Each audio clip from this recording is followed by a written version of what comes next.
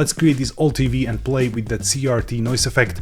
And if you just started Blender and the tutorials are a little bit too much for you, also check out my free starter course. The link is in the description. You just sign up on my website. It's 100% free, takes 1 to 2 hours to complete, and then you'll have so much easier time going through the tutorials. Let's jump into Blender now, and first of all, let's delete the light here. Press X, delete, and let's give the default cube again opportunity to shine a little bit. So let's select it, tab into the edit mode, and we'll press G, then Z and 1 to move this 1 meter up because I want the origin point to be at the bottom. And now tab out because I want to scale this down according to the origin point. And let's press N for the side panel, and here we can see the dimensions. So let's press S and scale it down to something like 0.5 to get the right size for the TV. And now let's zoom in a little bit, and before tabbing into the edit mode, press Ctrl A and apply the scale. Really important to have the scale at 1. Tab into the edit mode and select the top verts, press G then Z and move them down a bit like this. And now let's press A and S then Y to scale on Y-axis. Now let's define the shape. So press Ctrl R, create a new loop cut right here, and another one with Ctrl R right here. And now let's just select these 4 vertices by holding Shift, press G then Z, move this down a little bit like this. And now select these 2 additionally, press G then Z and move it down just like that.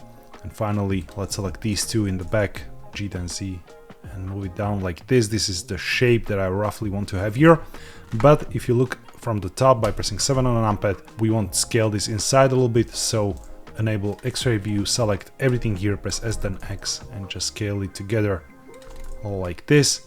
And I think this will work just fine for the TV. So let's disable the X-ray view, and let's now press Ctrl R and create a loop cut right here near the bottom.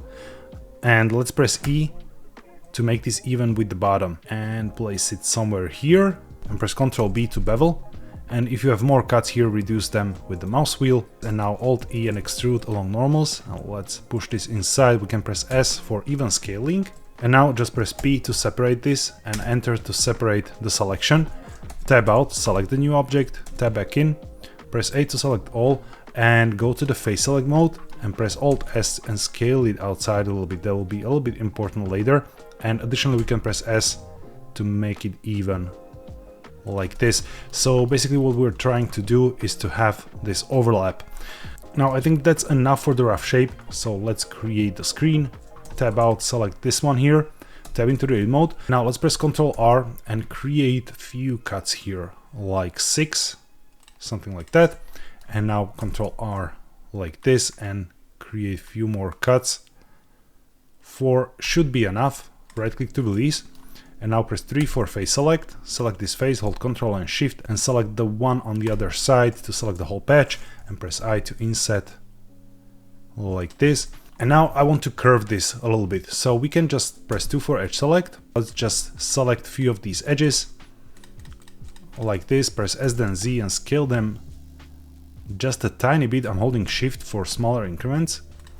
And now we'll just scale these and these. So just a quick touch up for the shape, and here as well. And now press 3 for face select again. Select this one, hold Ctrl Shift, select this, and press E to extrude and S to scale inside like that. And now press P and separate this as well. Tab out, select the new object, tab back in, select the front face and enable proportional editing here. Press G then Y and move it towards the front, and you can adjust the fall off with the mouse wheel like this. And we just want to, curve this a little bit like that. And finally press 2 for edge select, select these, press G then Y and move them back and reduce the fall off tiny bit. So there's a little bit of a curve happening here as well. And now just press A to select all, press G then Y and move it back into the TV, and S to scale it up until it touches, and this should be okay. If it's too much, just disable the proportional editing, press S then Y and scale it on Y-axis. Okay, If you're ready to dive deeper into Blender, also check out my other courses where in addition to the step-by-step instructions, you also get full in-depth explanation of all the tools and all the steps, and you get to learn everything from simple open design all the way to full character illustration, textured environments, and with the latest one, full car modeling and animation. So if you're interested, please check out the link in the description. And finally, to have a little bit more detail, Shift and right click here to move the cursor, press Shift A, add a plane, tab into the edit mode, press S to scale it down like this, and then R, X and 90 to rotate 90 degrees, and E to extrude to create the button. And now we can tab out, Shift right click here, and press Shift A to create a text object, and let's press R, then X 90 degrees, and in the text settings, let's choose center alignment and the middle, and press S to scale it down. And here this will be like a brand, so let's tab into the edit mode and write something. And now let's do something like this, and I want to change the font here, so I'll select something that has a serif like this, and finally in the geometry section extrude this a little bit. Okay, finally let's select this, and in the modifiers let's add the bevel modifier, and let's switch this to arc and increase segments to 2 and reduce the amount to something really tiny like this. Okay, should work just fine, but we can see the bevel is not hitting this part as well, so let's reduce the angle until the bevel appears there as well. You can see it happening. And right now just press Ctrl 2 to add subdivision surface modifier in the modifier stack, or you can just add modifier and subdivision surface with 2 levels of subdivision, and now you can have this nice smooth object. Now select the screen, press Ctrl 1 to add 1 level of subdivision, right click shade smooth as well, and finally here we'll transfer the modifiers. So hold Shift, select this one, and first copy the bevel and then the subdivision, so we have the same thing going on. Don't forget to shade this smooth. And finally here we can apply the same bevel, so hold Shift, select the TV and transfer this. And additionally we can shade this smooth, and I think it will be okay. We can push this inside a little bit, so press G then Y and move it here. And basically that's the TV, so let's hold Shift S, cursor to world origin, press Shift A and add a plane, tab into the edit mode and scale it up like this. That'll be our background. And finally N for the side panel, and the view section enable camera to view, hit 0 for the camera view, and now you can use your viewport controls to readjust the camera position like this. And don't forget to disable this and to hide. And this is our base scene. So now let's expand this a little bit here and switch this to shader editor, and here we'll need another window for UVs, so switch to UV editor.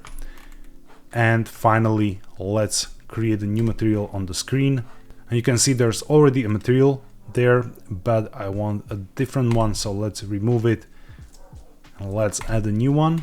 Let's call this screen. And finally I want to use a video there, and I will use a render from my course. The link will be in the description. You can download the MP4, and then when you have it, you just drop it into the scene like this, and you can see it's a texture, but there are a number of frames. And what you can do is to plug it into the color here to preview it, and we can hold Z, go to the material preview, and now you can see this happening here, but the UVs are off. So let's tab into the edit mode, press 1 for front view on a numpad, and now press U and unwrap project from view like this. And now you will just press S here in the UV editor and scale it up until you can fill the scene. You can press G to move it around. So basically try to get as much of the texture as possible. And now if you play back the scene, if you hit space, nothing happens because the auto refresh is off, so just enable it. Now if you play it back, you will see this playing in the viewport. But if it stops suddenly, we need to match our frames. So if I expand the timeline here, let's switch this to timeline, you can see we have 250 frames for the whole scene, but here on the texture it says 100, so let's do 250, and now it should play back the full range of the animation. Okay, works nicely. And now let's create that CRT effect. I won't go into like details and try to create a grid for, you know, pixels and stuff like that. I just want something that looks cool. So we will just quickly use some noise and wave textures to achieve a nice result. So first of all, let's press Shift A here and search for wave, and you should find the wave texture here. Drop it in and hold Ctrl and Shift and click this to preview. If this doesn't work, you don't have the Node Wrangler activated, so go to the Edit Preferences, Add-ons, and search for Wrangler and activate the Node Wrangler add-on.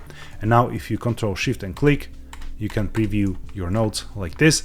So now let's switch this to Z, and immediately you can see this is the effect we want. You can play with scale, so let's increase the scale a little bit, and let's give this a little bit of a distortion and a little bit of detail and detail scale. So this will really make the distortion visible. So the distortion doesn't need to be too strong. The detail scale is probably more important. Okay, and now the cool trick here is to use the frame. So press Shift A, search for frame, and you should have the scene time frame node right here, and you can plug it here into the phase offset. If you move this, you will see how this moves. So if you plug it in and play it back, you can have this movement right here. And now let's press Shift A and search for multiply, but don't use the mix color but the matte node, and just plug it right here. And if you do something like 0.1, you can slow this down. I think 0.5 is a nice spot here. I think this looks really cool. And what we can do right now is to basically overlay this with our texture. So let's press Shift A, use a mix color node right here, drop it here and plug this into the B. Hold Ctrl and Shift and click the mix node so you can see the preview. And we can now choose the different blend mode. So for something like this, I would probably go for something like multiply or overlay.